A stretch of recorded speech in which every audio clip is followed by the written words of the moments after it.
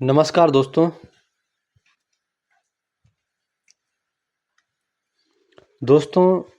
IBPS, RRB, ग्रामीण bank जो है उसकी वैकेंसी रिलीज कर दी गई है 2025 की। तो इसमें जो आप आवेदन है वो 1/9/2025 से लेकर 21/9/2025 तक आप जो है इसमें आवेदन कर सकते हैं। और इसका जो प्री एग्ज़ाम ट्रेनिंग होगी वो नवंबर 2025 में होगी। आपके जो एडमिट कार्ड जो होंगे आप डाउनलोड कर सकते हैं। नवंबर दिसंबर में आप के जो है वो डाउनलोड हो जाएंगे। बाकी ऑनलाइन जो आपका एग्ज़ाम होगा प्री एग्ज़ाम वो नवंबर दिसंबर 2025 में हो जाएगा ऑफिसर्स ओए का। और इसमें जो रिज़ल्ट जो इसका होगा प्री का वो ऑफिसर्स ओए का जो रिज़ल्ट है वो दिसंबर 2025 और जनवरी 2025 में जो है वो आ जाएगा। बाकी इसका जो मेंस एग्ज़ाम है वो दिसंबर 2025 जनवरी 2026 में होगा। बाकी online examination men single officer सोए का जो मेंस होगा वो दिसंबर 2025 और फरवरी 2026 में हो जाएगा। बाकी इसका जो रिज़ल्ट है मेंस का वो जनवरी 2026 में ये निकाल देंगे।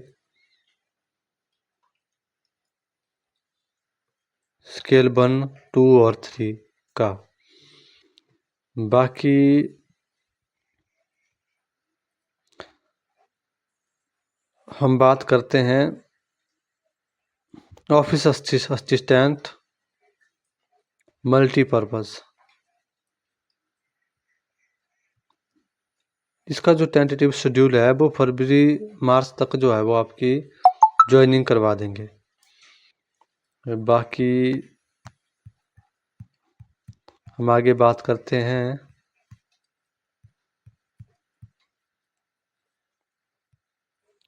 इनके हेड ऑफिस की।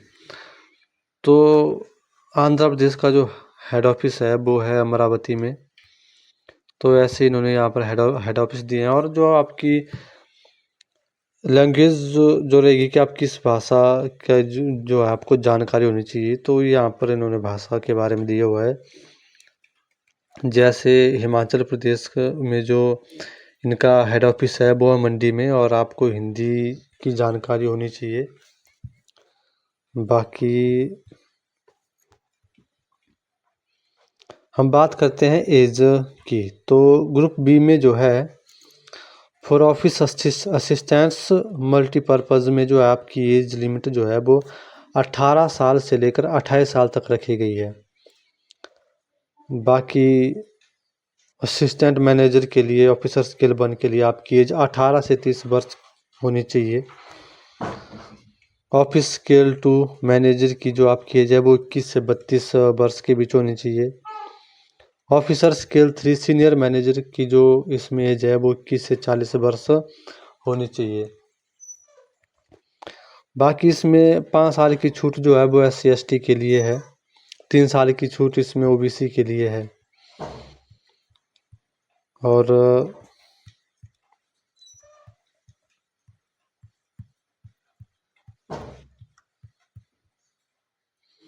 बात करते हैं हम एजुकेशन क्वालिफिकेशन की।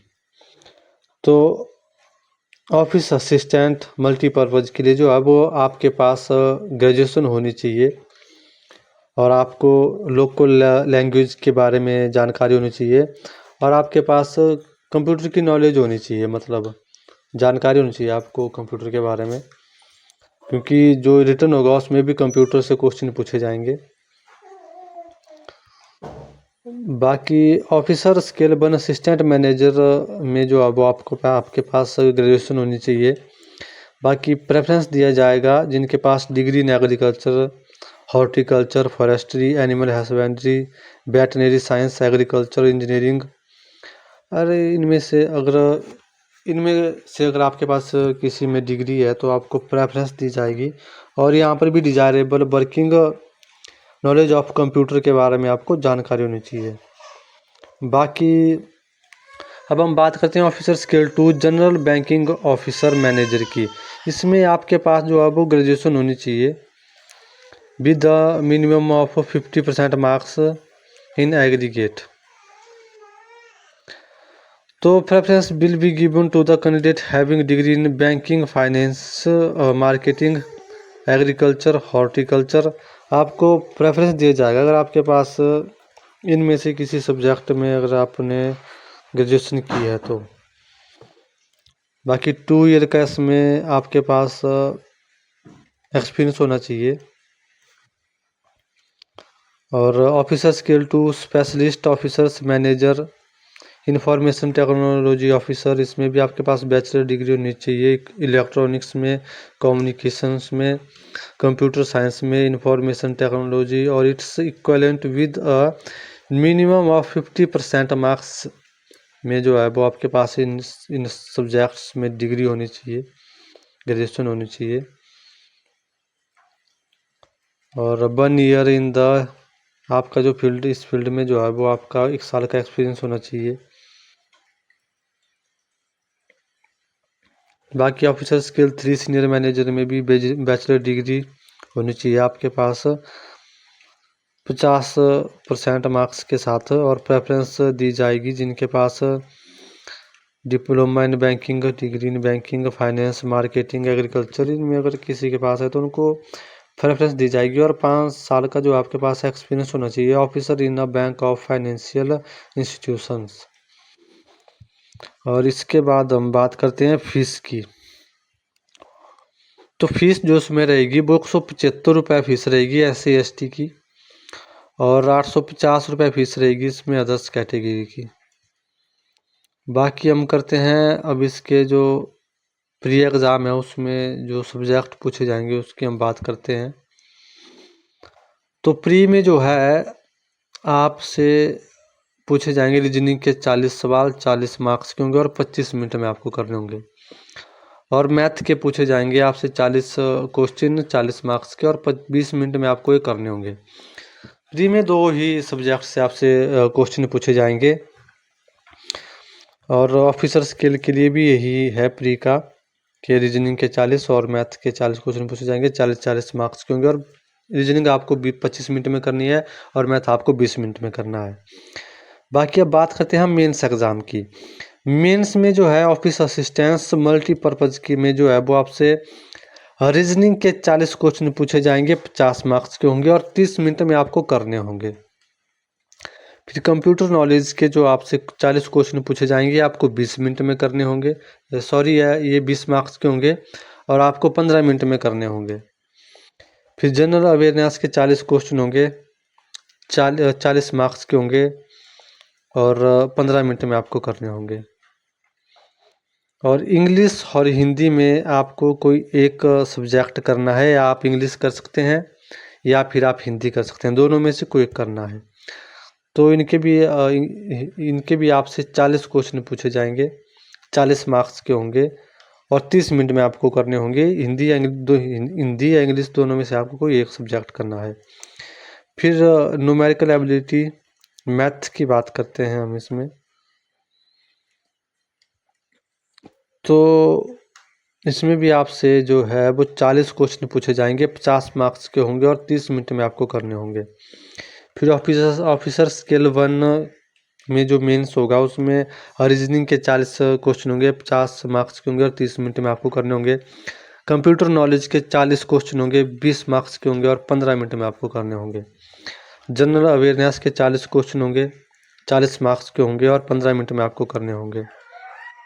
बाकी हिंदी और इंग्लिश में से आपको कोई एक सब्जेक्ट करना है, इसमें भी आपसे 40 क्वेश्चन पूछे जाएंगे, 40 मार्क्स के होंगे और 30 मिनट में आपको करने होंगे। फिर आपके से मैथ के जो है वो 40 क्वेश्चन पूछे जाएंगे, 50 मार्क्स के होंगे और 30 मिनट में आपको करने होंगे। और इसके बाद जो है बताया गया है कि आप किस किस लैंग्वेज में जो है, भाषा में जो है वो आप एग्ज़ाम दे सकते हैं। तो जैसे हिमाचल प्रदेश में जो है वो इंग्लिश और हिंदी किसी भी मीडियम में आप एग्ज़ाम दे सकते हैं। और इसके बाद इन्होंने officer scale 2 general banking officer के पेपर में जो सब्जेक्ट पूछे जाएंगे, क्वेश्चन पूछे जाएंगे, उसके बारे में इन्होंने दिया हुआ है। ये सिंगल लेवल एग्जामिनेशन होगा ऑब्जेक्टिव टाइप का। इसमें रीजनिंग के जो है आपसे 40 क्वेश्चन पूछे जाएंगे, 50 मार्क्स के होंगे और 30 मिनट में आपको करने होंगे। कंप्यूटर नॉलेज के आपसे 40 क्वेश्चन पूछे जाएंगे, 20 मार्क्स के होंगे और 15 मिनट में आपको करने होंगे। फाइनेंशियल अवेयरनेस से जो है आपसे 40 क्वेश्चन पूछे जाएंगे, 40 मार्क्स के होंगे और 15 मिनट में आपको करने होंगे। बाकी यहाँ भी आपको हिंदी इंग्लिश दोनों में से कोई एक सब्जेक्ट करना है। 40 क्वेश्चन होंगे, 40 मार्क्स के होंगे और 30 मिनट में आपको करने होंगे। फिर मैथ के आपसे 40 क्वेश्चन पूछे जाएंगे, 50 मार्क्स के होंगे, 30 मिनट में आपको करने होंगे। वैसे ही यहाँ पर फिर सिलेबस के बारे में दिया हुआ है। स्पेशलिस्ट कैडर के ऑफिसर स्केल 2 और ऑफिसर स्केल 3, इनके सिलेबस सब्जेक्ट्स के बारे में दिया है यहाँ पर। और इसके बाद हम फिर आगे बात करते हैं वैकेंसीज के बारे में कि किस किस स्टेट में कितनी कितनी वैकेंसीज जो है वो दी गई है। तो अब देखेंगे वैकेंसीज के बारे में। तो सबसे पहले हम बात करते हैं ऑफिस असिस्टेंट मल्टीपर्पज़ के वैकेंसीज के बारे में। इसमें आंध्र प्रदेश की जो है वो 150 वैकेंसी है। बाकी अरुणाचल प्रदेश में 35 वैकेंसी है। आसाम में 167 वैकेंसी है। 167 वैकेंसी जो है वो आसाम में है। बिहार में 365 वैकेंसी है। छत्तीसगढ़ में 295 वैकेंसी है। गुजरात में 300 वैकेंसी है। हिमाचल प्रदेश में 51 वैकेंसी है, जिसमें 7 SC की है, 3 ST की है, 13 वैकेंसी जो है वो OBC की है और 5 वैकेंसी EWS की है और 23 वैकेंसी जनरल वालों की है। बाकी इसके बाद बात करते हैं हम जम्मू कश्मीर जो है वो 50 वैकेंसी है। झारखंड में 85 वैकेंसी है। कर्नाटका में 800 वैकेंसी है। केरला में 350 वैकेंसी है। मध्य प्रदेश में 538 वैकेंसी है। महाराष्ट्र में 100 वैकेंसी है। मणिपुर में 8 वैकेंसी है।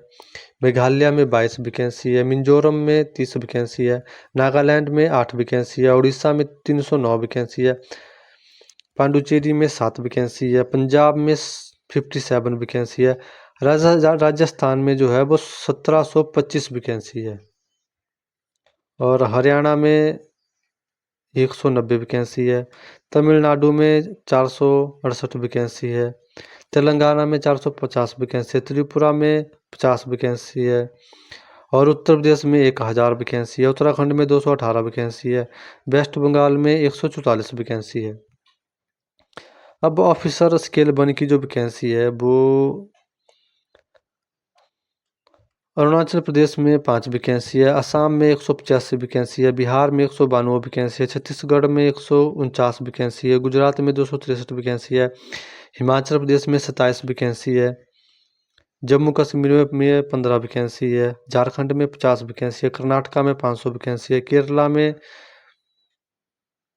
250 वैकेंसी है। मध्य प्रदेश में 300 वैकेंसी है। महाराष्ट्र में 100 वैकेंसी है। मणिपुर में 1 वैकेंसी है। मेघालय में 15 वैकेंसी है। मिजोरम में 40 वैकेंसी है। नागालैंड में 1 वैकेंसी है। उड़ीसा में 500 वैकेंसी है। पांडुचेरी में 4 वैकेंसी है। पंजाब में 70 वैकेंसी है। हरियाणा में पंजाब में 70 वैकेंसी है। राजस्थान में